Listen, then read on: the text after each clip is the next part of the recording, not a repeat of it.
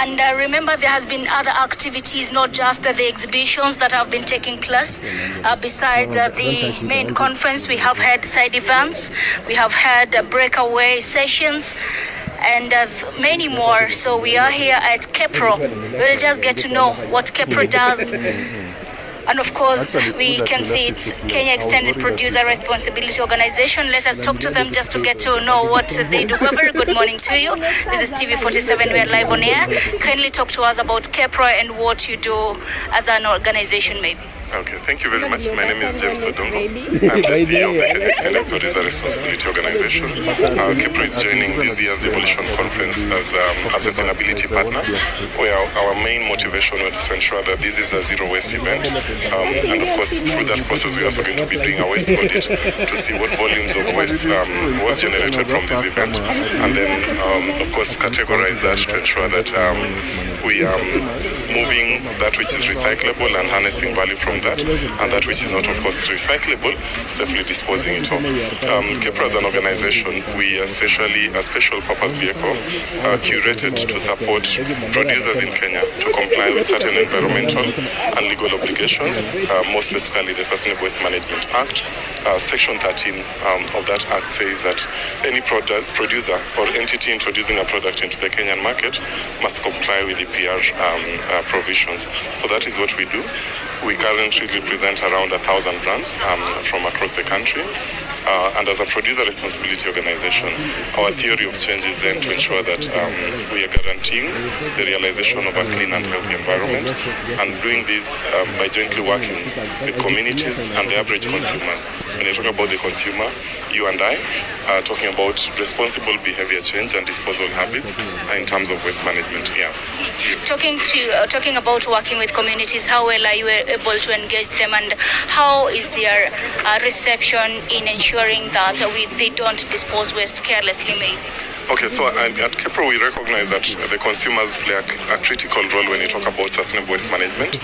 And so back in 2023, we established a program called the Consumer-Led Transformation Initiative, which is essentially a program that is intended to give the consumer that agency feeling that they play a very critical role as far as waste management is concerned. So here we try and develop very curated communication that is supposed to inspire behavior change.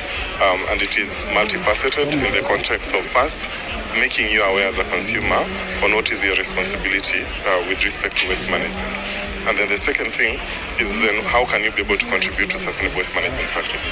So by first putting the waste in a bin, so proper disposal habits, and then the second thing is put it in the right bin, because legally consumers are now required to separate their waste at source. So wet waste on one fraction, the recyclables on another, and then unrecyclables in another bin. So those are very deliberate conversations that we have, and it is intended to then ensure that we are doing proper waste disposal habits, and that we are also contributing to realization of a clean and healthy environment as envisioned by our constitution.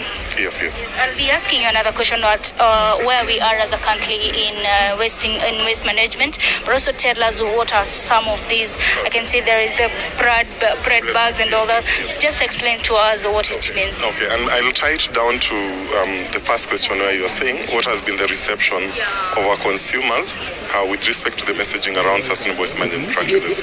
We are still at the very initial stages of sharing this information. For every other person we've interacted with, we've ensured that they're coming out of that conversation as converted souls. And so the reception has been fairly good.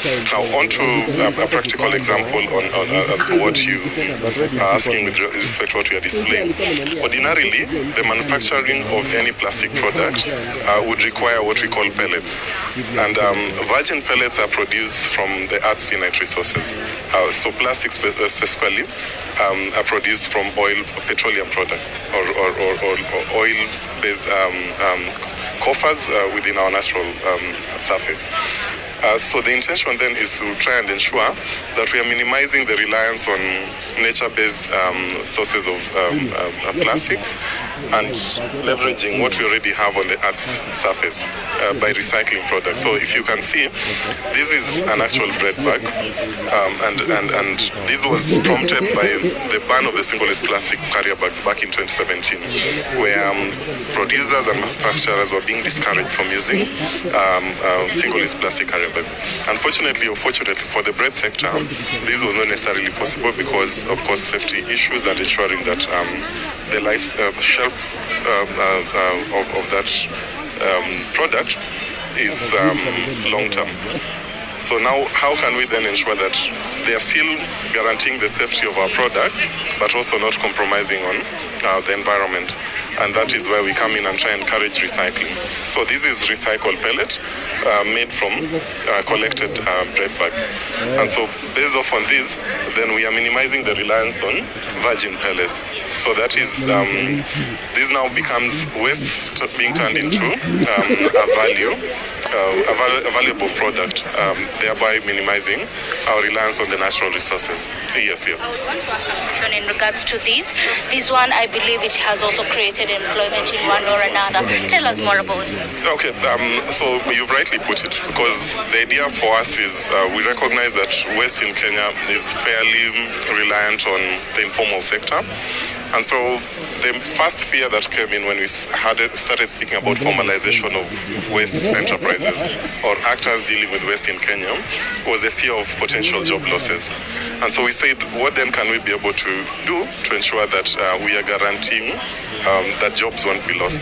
And so within our DNA, we embedded the provisions of the International Labour Organization on just and green transition. So we are saying, even as we transition towards more formalized arrangements in waste management, then we are not only creating more jobs, but also ensuring that it is in a dignified arrangement. So provision of protective equipment, having very deliberate conversations on fair and adequate compensation for our waste entrepreneurs. We don't call them waste speakers, we call them waste entrepreneurs. Yes. And so that has ultimately resulted to not only creation of jobs, but also dignified jobs for that matter. Yes. I'd ask a question about how ready we are as a country in ensuring that we manage our waste. Okay, it's not a matter of us being ready.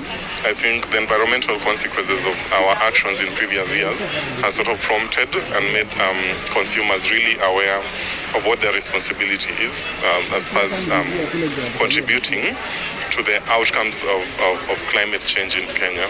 And so it's not about us being ready, it is a matter of us having to have deliberate conversations and actually moving towards inspired action to minimize the environmental consequences of our actions as consumers in Kenya. So I'd say we are ready, not as a matter of convenience, but as a matter of urgency. Yes.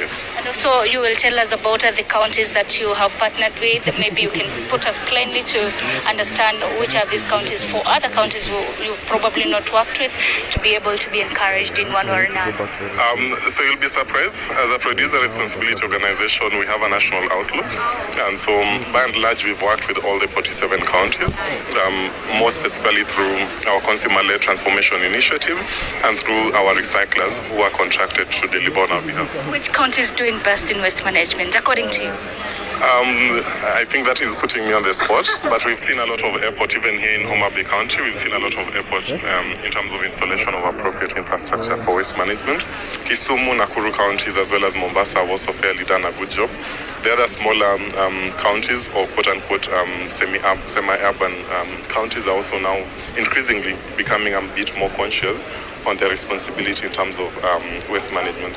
And of course, it's really naturally embedded in their DNA that they have to take responsibility for the waste management in the counties, recognizing that it is a legal provision right from the Constitution and the County Governments Act of 2012.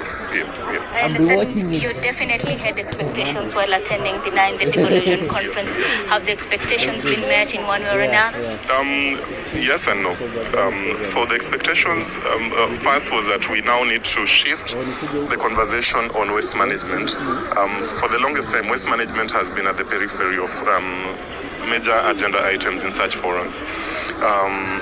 Unfortunately, that was replicated this year but I was particularly impressed by the conversation triggered by the Prime Cabinet Secretary, Honorable Musalia Mudavadi, where he implored upon West county governments to take upon themselves to invest in sustainable waste management practices. This has not been happening in terms of having such big platforms to discuss matters of waste management, and so it was a first of its kind.